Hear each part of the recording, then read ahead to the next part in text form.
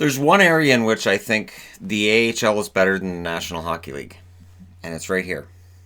So when the NHL came out with its all-star teams, I kind of went, because every year it's the same thing. We have all these snubs.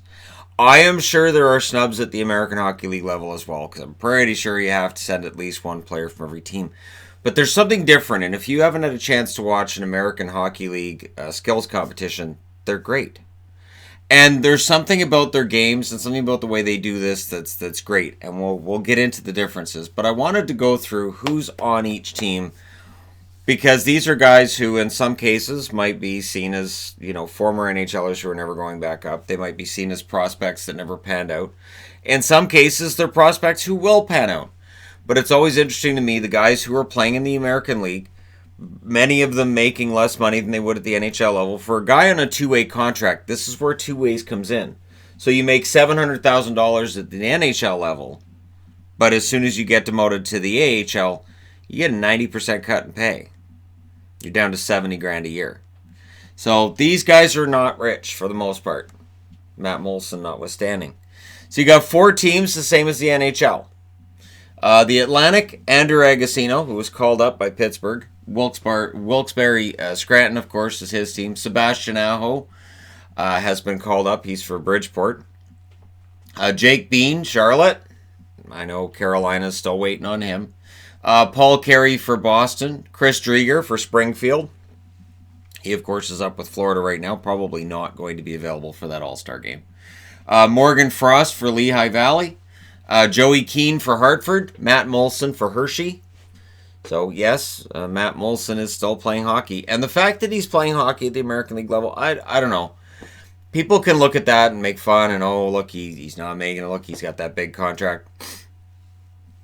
I think it's nice when a guy says, all right, well, I've been demoted, and instead of pouting and wanting his contract nullified, or I'm going to the KHL, or complains and whines, that he accepts it and then he helps to school some of these young kids in the American League and get them ready for the NHL. Like, all right, this is what you're going to be doing when you get to the NHL. This is how things are going to work, and help them work on their game. So I've always thought it was, while yes, Matt Moulson ideally would still want to be playing in the NHL, the fact that he's down in the American League, he can pick up some skills that could transition him into a coaching role at some point after his career's done. Mike Scarbosa for Hershey. Jack Studnicka for Providence. He's right underneath Igor Shesterkin, who got called up today by the Rangers. Apparently, rumor has it that Henrik Lundqvist has the flu. Thank you so much. I love having this channel because I can put stuff out there, and even though the media is not reporting, any of the media I can find is reporting on it, that somebody who might have a connection either in the team or just there's something locally that they know the rest of us don't. They go, yeah, this is what's going on. So Shesterkin's probably down playing in the All-Star game. But Studnicka and then Owen Tippett for Springfield. So for people saying, oh, I forgot Owen Tippett was still playing. Yes, he's still playing. He's still considered a pretty bright prospect, too. The North, Rudolph Balcers for Belleville.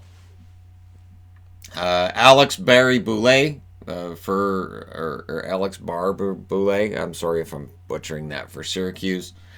For Belleville, Drake Batherson, who's called up for Ottawa, and he looks pretty good right now, so I don't know that he's going to necessarily get sent back down for this game. Reed Boucher for Utica, Nathan Gerbe for Cleveland. I'm advocating for him staying with Columbus, but we'll see. Charles Hudon for Laval. Jonas Johansson for Rochester. Casimir Kaskasuo for the Toronto Marlies. Lawrence Pilot for Rochester. Brogan Rafferty for Utica. So Utica has two players there, and neither of them are Michael DiPietro. Kind of surprised a little bit. But after that really hot start, DiPietro's numbers have come down a bit. Rasmus Sandin for Toronto. And he may very well get a call up to the Maple Leafs sooner rather than later. And Ben Street. Ben Street for Binghamton. So Ben Street, who I like at the NHL level. I think he's a good fourth-line guy and all-star at the AHL level. Central Division, Alexander Carrier for Milwaukee. He's up with Nashville right now. Lucas Elvenish for the Chicago Wolves. Matthew Ford for Grand Rapids. Jensen Harkins for Manitoba. He's up with Winnipeg right now. Connor Ingram for Milwaukee. Kevin Lankinen for Rochester. Been a fan of his since the World Championship last year.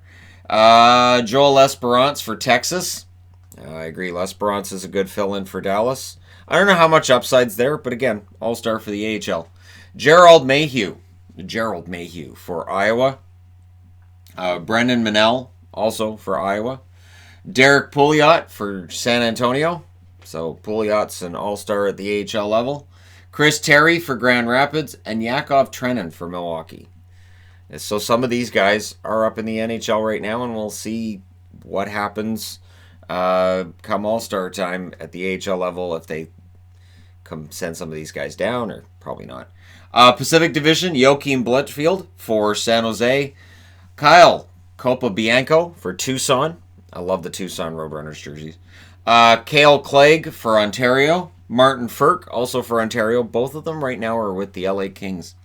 Glenn Godden for Stockton. Lane Peterson, also for Tucson. Cal Peterson for Ontario. Go get him, Cal.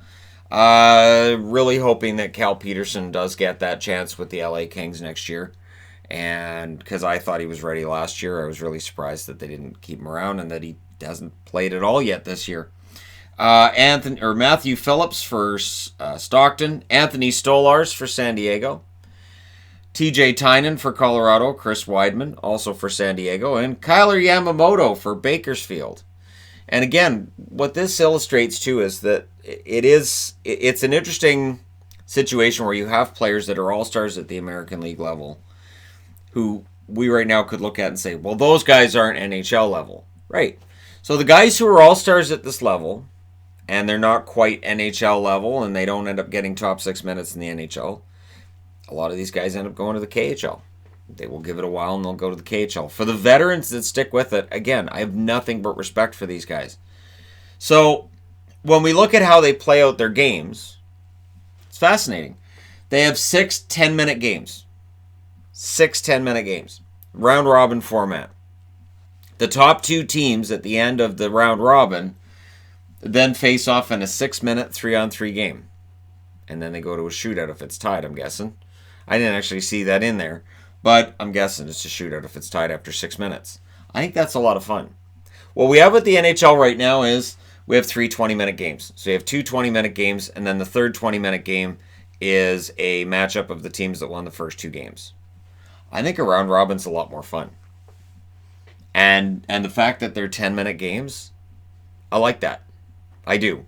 And again, I think the AHL has some really kind of cool things that they do. Regularity.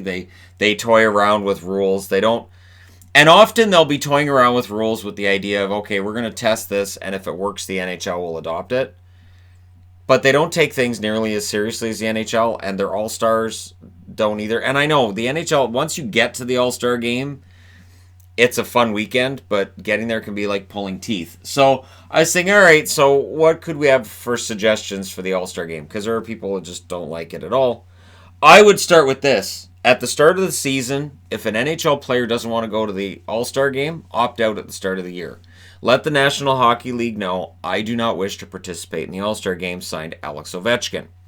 They are then not eligible for fan voting. Fans can't vote for them, and you make it clear, you know, you have a page, these guys have opted out. And that's fine. And for people who say, well, then they'll all opt out. But we could have this change. You could have unsung heroes nominated by teammates. So you could have like just a game, a quick little game, a little 3-on-3 game between players. You could have West on one side, East on the other, and they're all players that were nominated to go to an all-star game that would not have had this experience, nominated by their teammates. So you could have guys out there that we would never even see. And as fans, we could say, wow, this guy's really good. That's where a guy like a Rocco Grimaldi could end up there. Because I guarantee you Nashville would be going, Grimaldi's our guy. And that could potentially be a lot of fun. And you could have that in between games, between the All-Stars. If you went to a situation where it's 10-minute round-robin games, you could do something like this. Or you could do it on the Saturday. You could do it on the same day that you do the skills competition. It can work. Another thing, too, is you could have a standings for fastest shot, fastest skater. You could do it where during the season, we normally have team skills competition, right? So why not have like fastest skater, fastest shot, Have that a couple of times during the year. And you could have a standings so we could track it during the season heading up to All-Star break. So let's say at the end of October, we go, hey, the fastest shot in October was recorded by Zdeno Chara. Fastest shot recorded in November. Well, that went to Connor McDavid. And then in December, it went to Austin Matthews. And then in January at the All-Star game, those three guys are having a competition or something along those lines. You could have something where, I don't know, it feels like you're building to something rather than just, here's the dumping ground. And then when the weekend's over, well, we'll just light that on fire and forget it ever happened. All-Star games don't have any feeling to them after they're done. And I can remember in the 80s, there were certain All-Star games that I remembered, but it's because I was young. And I understand now that if I was older, I wouldn't have thought much of that either. And I probably would have complained about the 80s hockey as much as anybody did back then that was older. And maybe there's no way to make it interesting to older people. Maybe it is just made for kids. Although the price of tickets, and then the fact that the jerseys are more expensive, that's where it gets ridiculous. When the All-Star game jerseys are $20 more each just because, well, All-Star, it's aggravating. And special event jerseys are always more expensive. I don't know. To me, that's kind of price gouging. But back off from that for a second. And yes, I think that it would be fun to have All-Star build-up. And like I said, have the players take part in this rather than just, oh, why do I have to go? I don't want to go. Instead, the guys can go, hey, why don't we get this guy to go? This guy never gets to experience that. He'd have a lot of fun with that. He'd love that, you know? And then a rookie-sophomore showcase.